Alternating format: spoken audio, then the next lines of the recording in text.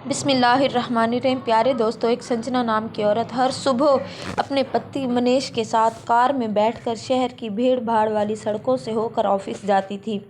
बाकी लोगों की तरह ट्रैफिक उसके लिए बस एक रुकावट था, मगर रेड सिग्नल पर रुकते ही कुछ ऐसा होता था जो इनके दिल को छू जाता था।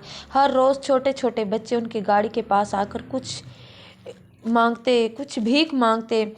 बस उनमें एक लड़का था किनाल, जिसकी उम्र न ज़्यादा ना थी, कद लंबा था, बस 10 से 11 साल का एक नन्हा सा बच्चा था। कभी वो गुब्बारे लेकर भागता हुआ कार के पास पहुंचता, कभी हाथ में पुरानी किताबें तो कभी रंग बिरंगे फूल। इसकी बातें इतनी मीठी थी कि सुनकर लगता था जैसे कोई फरिश्ता सड़क पर उतर आया हो। एक दिन वो गाड़ी के पास आकर बोला, आंटी गुब्बारा ले लीजिए, आपके बच्चे बहुत खुश हो जाएंगे। संजना मुस्कुराई, मैं गुब्बारे का क्या करूँगी, अपने बच्चे को दे दीजिएगा। संजना हंसते हुए बोली, अरे मेरे बच्चे नहीं हैं। वो तो उस किनारे ने मासूमियत से सर हिलाया। आंटी ले लो ना, सुबह से एक भी नहीं बिका। ये बात संजना के दिल में उतर गई। उन्होंने 2 गुब्बारे खरीदे और कार आगे बढ़ गई। कुछ दिनों बाद वही जगह, वही सिग्नल, लेकिन इस बार कनाल के हाथ में किताबें थी। संजना ने मुस्कुराकर पूछा, क्या बात है, आज गुब्बारा गायब? कनाल भोलेपन से बोला, आंटी गुब्बारे फट जाते हैं, नुकसान हो जाता है, आज किताब ले लीजिए, बस 20 रुपए की है। ज़रूरत ना होने के बावजूद संजना ने किताब खरीद ली। धीरे धीरे दोनों के बीच एक अजीब सा लगाव बढ़ने लगा।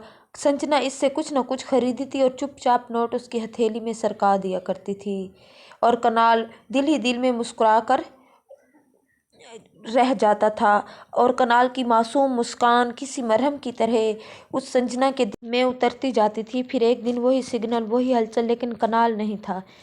वो संजना बेचैन होकर शीशे से बाहर झांकती रही, जैसे दिल कह रहा हो आज वो दिखेगा नहीं, कुछ गलत हुआ है। तभी 2-4 बच्चे भागते हुए आए। मैडम, आप कनाल को ढूंढ रही हैं? संजना की सांस रुक गई। संजना की, हाँ, कहाँ है वो? उन बच्चों की आवाज़ पे बेचैन सी हो गई। दीदी, उसका एक्सीडेंट हो गया है। तो अब तो जैसे उसकी हालत अजीब सी हो गई। दीदी, एक कार ने टक्कर मारी और कार वाला भाग गया, उसका सर फट गया था, लोग इसे अस्पताल ले गए, पर उन्होंने कहा कि बचने की उम्मीद बहुत कम है। संजना के हाथ कांपने लगे, आंखों से आंसू खुद ब खुद गिरते चले गए। दिल में एक अजीब सी बेचैनी शुरू हो गई। कनाल के लिए मोहब्बत जाग और किसी अनकही याद की तरह वो बेचैन हो गई। उसे ज़रा भी अंदाज़ा नहीं था कि ये हादसा सिर्फ एक बच्चे का दर्द नहीं, बल्कि इसकी ज़िंदगी की सबसे बड़ी सच्चाई ले आने का लम्हा है, और बहुत कुछ बदलने वाला था। एक ऐसा खुलासा जिसे सुनकर इनकी दुनिया बिखर जाएगी। और ये मासूम बच्चा कनाल कोई और नहीं बल्कि उनका खोया हुआ बेटा था, जिसे पैदा होते ही एक मजबूरी ने उनसे छीन लिया था।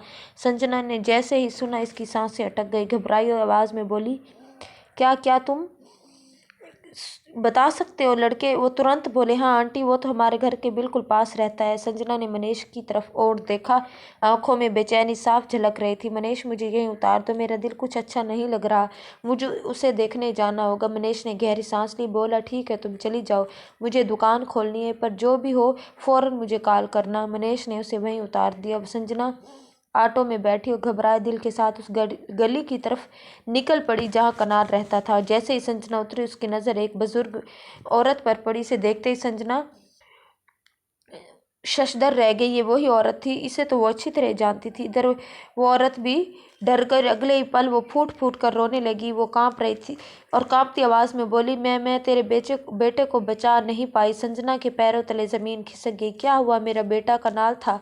बुजुर्ग औरत हाथ से आंसू पूछते हुए बोली, हाँ, तुम्हारा बेटा कनाल ही था, हाँ, वो तेरा कनाल ही था। बस वो इतना सुनना था कि संजना ने छाती पीटना शुरू कर दिया। मेरे भाग यहीं फूट गए। 10 साल बाद मेरा बच्चा मेरे सामने खड़ा था और मैं इसे पहचान न सकी। संजना रोते रोते ऐसी हालत हो गई कि वो बेचैन हो गई कि मुझे इसे देखना। अभी गली की औरतें इकट्ठी होने लगी। एक ने पूछा, ये कौन है, इतनी बेचैन क्यों हो रही है? कनाल की दादी ने आंसू पूछते हुए कहा, अरे यही तो इसकी असल माँ है।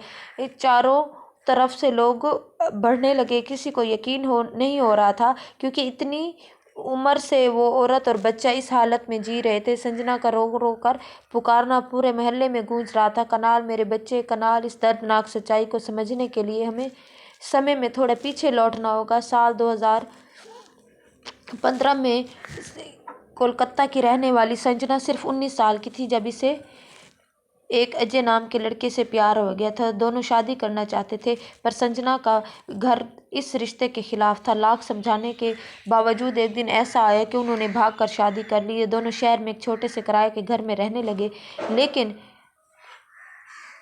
उस माशरे में उनके लिए रहना मुश्किल हो गया, क्योंकि उनके परिवार ने उनके साथ अपना रिश्ता, हर नाता ख़त्म कर लिया था और फिर उसकी ज़िंदगी तबाह हो जानी थी।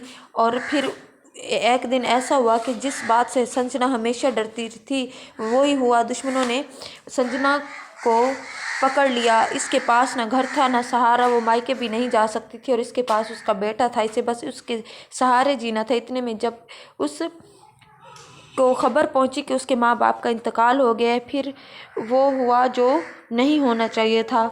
तो फिर ऐसा हुआ कि उसके शौहर अजय का इंतकाल हो गया। उसके ससुराल वालों ने कहा कि तुम अब जवान हो, हम तेरी दूसरी शादी करा देंगे, पर बस एक बात को भूलना होगा कि इस बच्चे को छोड़ना होगा। वो कहने लगी, मैं इस बच्चे को कैसे छोड़ दूँ? लेकिन वो बोले, अगर ये बच्चा रहेगा तो कौन तुझसे शादी करेगा? इधर जाए कि उधर जाए और फिर अपनी ज़िंदगी बना ले, हम कनाल को पाल लेंगे, वो हमारा खून है। बहुत सोचने समझने के बाद आंसुओं के समंदर में डूबते हुए संजना ने अपना छोटा सा कनाल उसकी दादी दादा को सौंप दिया और अपने माता पिता के सहारे अपने मैके लौट गई।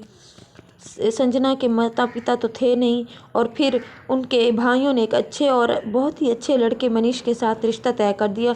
मनीष से मुलाकात हुई, बातें और कुछ मुलाकातों के बाद परिवार वालों ने शादी पक्की कर दी, लेकिन इस रिश्ते की आड़ में एक सच्चाई छुपा कर रखी गई थी। संजना का पूरा परिवार, उसके अतीत से सब छुपा दिए गए। इसे बताया गया कि संजना अकेली है, सीधी सादी लड़की है। कुछ दिनों बाद धूमधाम से शादी हो गई। शादी के बाद संजना मुंबई आ गई। मनीष मुंबई में रहता था, पढ़े लिखा था और फिर उसकी यहाँ पर अच्छी जॉब थी। शादी के बाद हर किसी से यही कहता था, मैंने दुनिया की सबसे अच्छी लड़की से शादी की। मनीष की बस सारा जो कारोबार था वो मार्केट में मोबाइल की दुकान थी। कुछ गर्म माहौल भी था और कुछ इतना अच्छा चलता था कि घर में कभी पैसों की कमी महसूस नहीं होती थी। धीरे धीरे संजना भी दुकान पर हाथ बटाने लगी। दोनों साथ बैठकर काम करते, चाय पीते, हंसते, जिंदगी जैसे संवर गई थी। लेकिन जिंदगी की ऐसी दौड़ भाग थी कि उसमें उनकी ज़िंदगी में कोई औलाद न आई। वो उस छोड़े हुए बच्चे कनाल की ज़िंदगी में तूफान आने वाला था। कनाल के दादा का अचानक इंतकाल हो गया। उनके जाते ही घर का माहौल बदल गया। रोज़ बातें शुरू हो जाती, इस बच्चे को इसकी माँ छोड़कर भाग गई, अब हम क्यों पाले? बहुत लेकिन कनाल की दादी किसी पत्थर की तरह कहती, ये मेरा बेटा है, ये मेरे बेटे की निशानी है, मैं इसे कहीं नहीं भेजूंगी। इस जिद पर कनाल की बड़ी बहू यानी कनाल की दादी की बड़ी बहू और फिर छोटियों ने उन्हें घर से बाहर निकाल दिया कि अगर इतना झगड़ा ही करना है इस बच्चे के साथ तो फिर इसे यहाँ से फेंक दो। तो वो कहने लगी, नहीं, मैं इसे लेकर मुंबई चली जाऊँगी। दादी ने तुरंत सर हिला दिया, नहीं, मैं किसी पर भरोसा नहीं करती, ये मेरे साथ रहेगा। तब बुआ ने समझाया, ठीक है तो आप मेरे साथ चलिए, मैं जहाँ रहूँगी वहीं आप भी रहेंगी। और इसी तरह कनाल अपनी दादी के साथ मुंबई आ गया। सा वक्त बीत तक अब कनाल 10 साल का हो चुका था। आंसुओं से भरी शरारती दुनिया को अपने ढंग से समझने की कोशिश करता हुआ एक दिन इसने देखा कि इसकी उम्र के बच्चे रोज़ जेब में पैसे लिए फिरते हैं। उसने पूछा, तुम पैसे कहाँ से लाते हो? बच्चों ने हंसते हुए कहा, मुंबई की सड़कों से रेड सिग्नल पर गाड़ियों के पास जाते और मांग लेते। कनाल के मन में भी पैसे कमाने की चाह जागी। वो बोला, मैं तुम्हारे साथ चलूँगा, लेकिन दादी ने सख्त मना कर दिया। भीख मांगना बहुत बुरी बात है बेटा। कनाल ने नटखट मुस्कान के साथ कहा, मैं भी थोड़ी मांगूंगा, भीख थोड़ी मांगूंगा, मैं तो सामान बेचूंगा। गुब्बारे दादी ने इसे लेकर दे दिए और यूं कनाल ने कुछ गुब्बारे खरीदे और रेड सिग्नल पर बेचने जाने लगा। कभी कभी फूल, कभी किताबें, जो हाथ लगता बेच देता। कि इसी दौरान इसकी ज़िंदगी में बिना किसी पहचान के इसके असल माँ वापस आ चुकी थी, संजना। लेकिन दोनों एक दूसरे को पहचान नहीं पाए। संजना अंदर ही अंदर अपने बेटे को हर रोज़ याद करती, लेकिन इसकी ममता कभी ये थी कि कभी कनाल का नाम नहीं लेना। कोई जान गया तो ज़िंदगी ख़राब हो जाएगी, इसलिए वो चुप रही, अपने आंसू तक किसी से ना बांट सकी। कभी कभी माएँ खुद पिस जाती हैं। बस इतना ही पता चलता कि कनाल अपनी बुआ के साथ मुंबई चला गया है। कि वो मैडम बनी थी। माँ और बेटा एक ही शहर में थे और एक ही सड़क पर खड़े थे, एक ही हवा में सांस ले रहे थे, पर पहचान की डोर टूट चुकी थी। संजना ने कई बार इससे नाम पूछा, घर पूछा। कनाल ने कहा, मैं ये नहीं बता सकता।